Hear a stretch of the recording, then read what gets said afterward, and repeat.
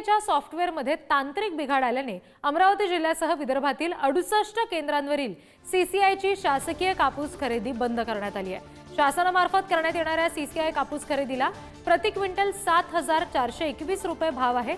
मात्र सीसीआयचं कापूस केंद्र बंद पडलं, त्यामुळे व्यापाऱ्यांनी खुल्या बाजारात भाव पाडले। खुल्या बाजारामध्ये कापसाला 6,900 ते 7,000 रुपयांपर्यंतचा दर मिळतोय, त्यामुळे प्रति क्विंटल 400 ते 500 रुपयाचं नुकसान कापूस उत्पादक शेतकऱ्याला सहन करावं लागतंय।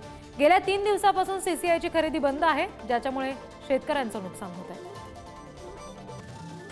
आणखी तपशील घेऊयात प्रतिनिधी छगन जाधव यांच्याकडून। छगन, जो तांत्रिक बिघाड झालाय तो नेमका कधीपर्यंत सुरू होईल? कारण या सगळ्या बिघाडामुळे शेतकऱ्यांवर मोठा आर्थिक ताण पडतोय।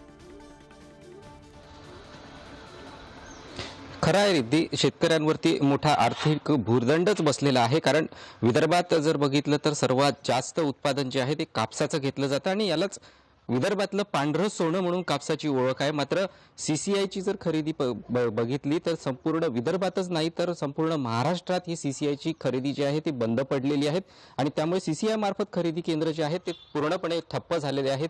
गेल्या 3 दिवसापासून अशी परिस्थिती विदर्भासह संपूर्ण राज्याच्या ठिकाणी जाणवते आहे। तांत्रिक बिघाड झालं असल्याचं कारण जे आहे ते सीसीआय कडून पुढे करण्यात आलेलं आहे, त्यामुळे शेतकऱ्यांना आर्थिक भुर्दंड सहन करावा लागतोय। कारण खासगी बाजारांमध्ये कापसाचे दर जे आहेत ते कमी आहेत, म्हणजे त्यामुळे सीसीआय आणि खासगी बाजार याच्यामध्ये जर फरक बघितला तर जवळपास 400 ते 500 रुपयाचा भुर्दंड शेतकऱ्यांना बसतो आहे। आणि ही सीसीआयचं जे खरेदी केंद्रावरचा जो तांत्रिक बिघाड आहे हा कधीपर्यंत दुरुस्त होईल हे देखील अद्याप सांगण्यात आलेलं नाहीये।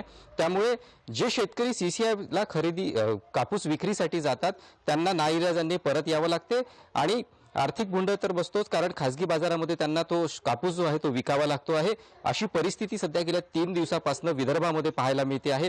त्यामुळे लवकरात लवकर सीसीआयची खरेदी सुरू व्हावी अशी मागणी आता शेतकऱ्यांकडून होताना दिसत आहे रिद्धी। जी छगन, धन्यवाद दिलेल्या माहितीसाठी।